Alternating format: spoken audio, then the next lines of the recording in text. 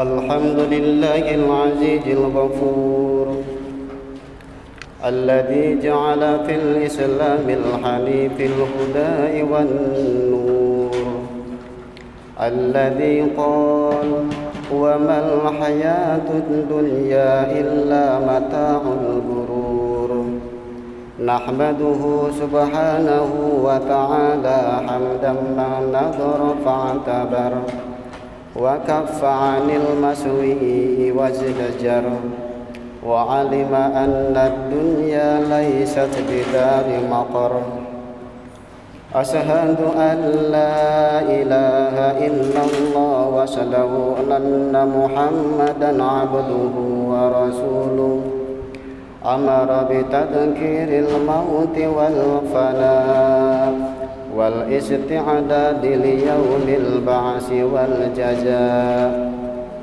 Allahumma salli ala sayyidina Muhammadin khatamil anbiya'i wal mursalin wa ala alihi tayyibin wa ashabihil akhyari ajma'in. Amma ba'd, fa ya ibadallah أوصيكم وإياي بتقوى الله فقد فاز المتقون. يا أيها الذين آمنوا اتقوا الله حق تقاته ولا تموتن إلا وأنتم مسلمون. يا أيها الذين آمنوا اتقوا الله وقولوا قولا سديدا يصلح لكم أعمالكم ويغفر لكم ذنوبكم ومن يطع الله ورسوله فقد فاز فوزا عظيما. Puji syukur kita panjatkan kehadirat Allah Subhanahu wa taala.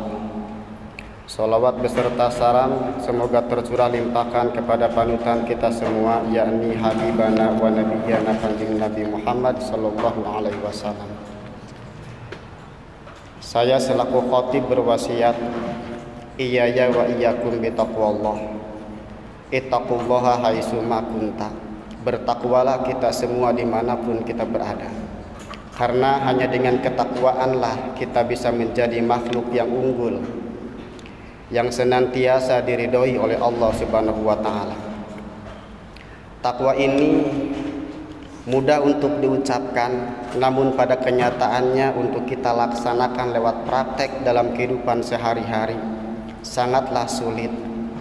Maka dari itu perlu kerja keras untuk berlatih dan terus berusaha menjadi orang yang lebih baik, dalam artian menjadi orang yang bertakwa.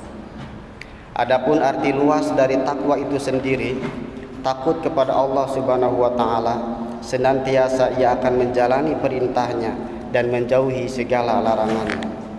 Hadirin rahimakumullah. Ada 2 poin dari arti takwa menurut istilah tadi. Yang pertama, menjalani perintah Allah. Kita sebagai makhluk Allah pastinya mempunyai tujuan hidup dan juga tugas hidup. Kalau di dalam diri kita sudah tertanam hal seperti itu, maka hidup kita tidak akan pernah terjebak dengan segala tipu daya dunia. Selamanya kita akan selalu ada dalam bimbingannya, maka hidup kita akan selalu terarah di jalan yang Allah ridhoi. Adapun tujuan kita hidup di dunia ini adalah akhirat. Dunia hanya pasar untuk mencari bekal. Dunia hanyalah ladang untuk beramal. Maka dunia bukan tujuan dari akhir hidup kita, karena dunia pun bersifat fana ataupun rusak. Bal tu'thirunal hayatad dunya wal akhiratu khairu wa abqa. Ternyata hanya akhiratlah yang sebaik-baik kehidupan dan kekal kita selamanya di sana.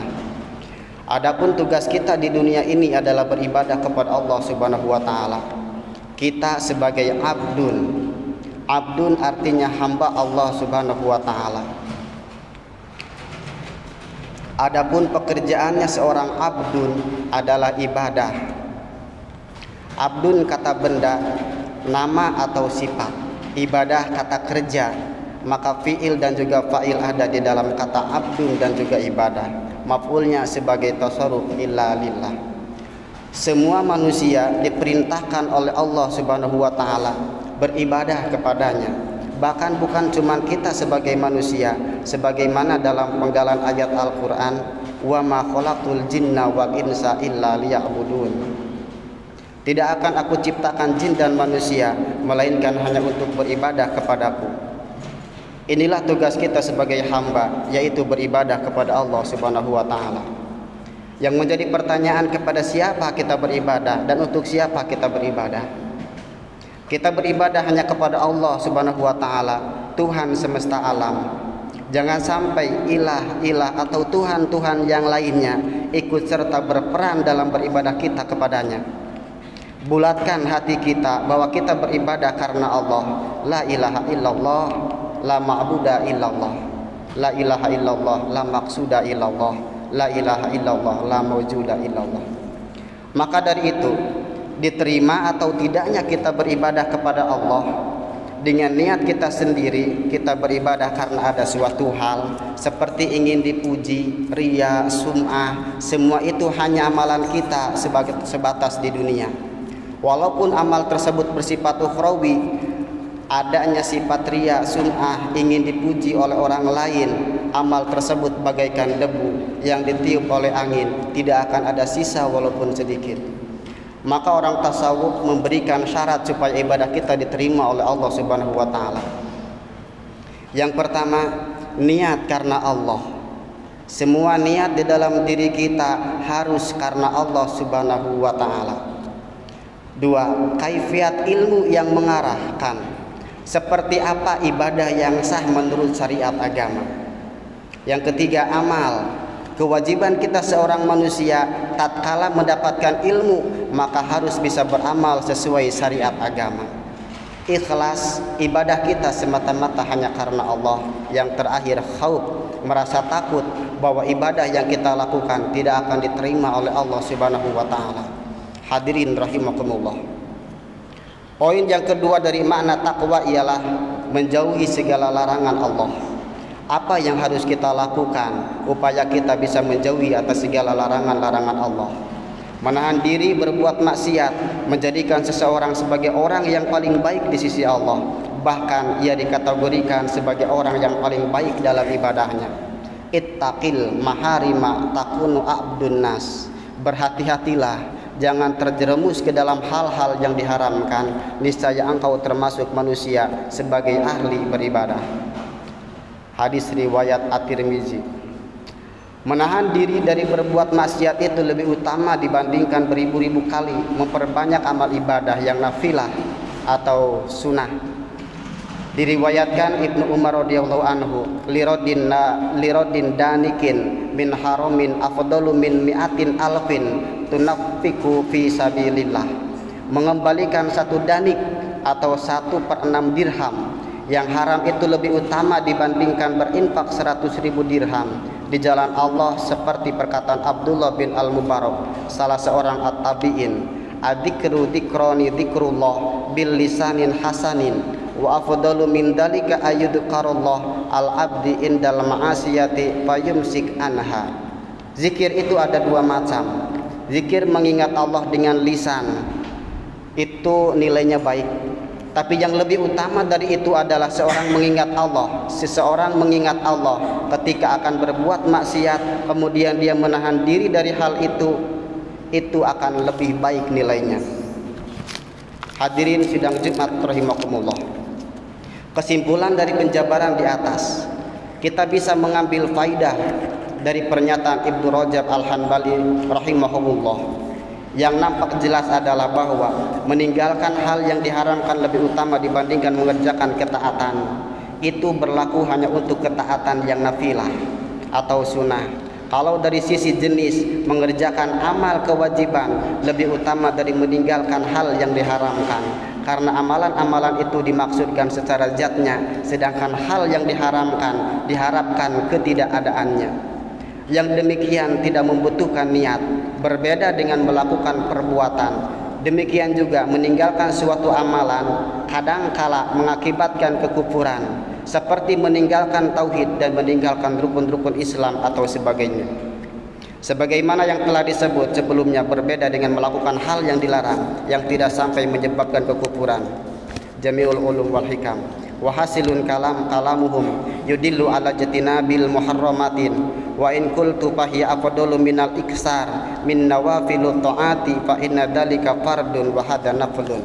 Kesimpulan ucapan mereka para ulama menunjukkan bahwa meninggalkan hal yang diharamkan meski sedikit itu lebih utama dibandingkan memperbanyak mengerjakan ketaatan yang sunnah nafilah.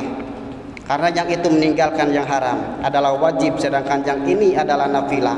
Jami'ul ulum wal hikam. Barakallahu li wa lakum fil Qur'anil azim wa nafa'ani wa iyyakum bima fihil minal ayati wa dzikril hakim wa taqabbala minni wa minkum tilawatahu innahu huwas samiul alim.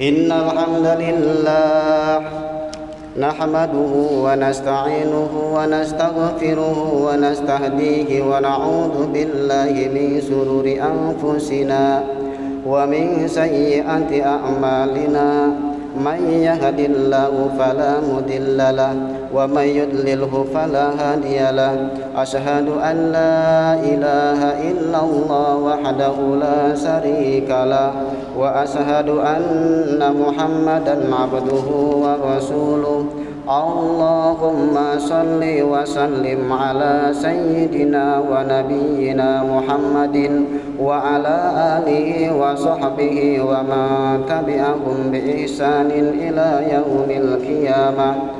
Amma ba'd, fa ya ibadallah usikum wa iyaya bitaqwallah faqad fazal muttaqun. Bismillahirrahmanirrahim. Ya ayyuhalladzina amanu taqullaha haqqa tuqatih wa la tamutunna illa wa antum muslimun. يا أيها الذين آمنوا اتقوا الله وقولوا قولا سديدا يصلح لكم أعمالكم ويغفر لكم ذنوبكم ومن يطع الله ورسوله فقد فاز فوزا عظيما إن الله وملائكته يصلون على النبي يا أيها الذين آمنوا صلوا عليه وسلموا تسليما اللهم صل وسلم وبارك على سيدنا محمد صلى الله عليه وسلم آمين يا الله يا رب العالمين اللهم اغفر للمسلمين والمسلمات والمؤمنين والمؤمنات الأحياء منهم والأموات اللهم إنا نسألك من الخير كله ما علمنا منه وما لم نعلم اللهم أصلح أحوال المسلمين ومنهم في أوطانهم ربنا اغفر لنا ذنوبنا وكفر عنا سيئاتنا وتوفنا مع الأبرار ربنا اغفر لنا ذنوبنا ولوالدينا وارحمهما كما ربيانا صغارا ربنا آتنا في الدنيا حسنة وفي الآخرة حسنة وقنا عذاب النار walhamdulillahi rabbil alamin.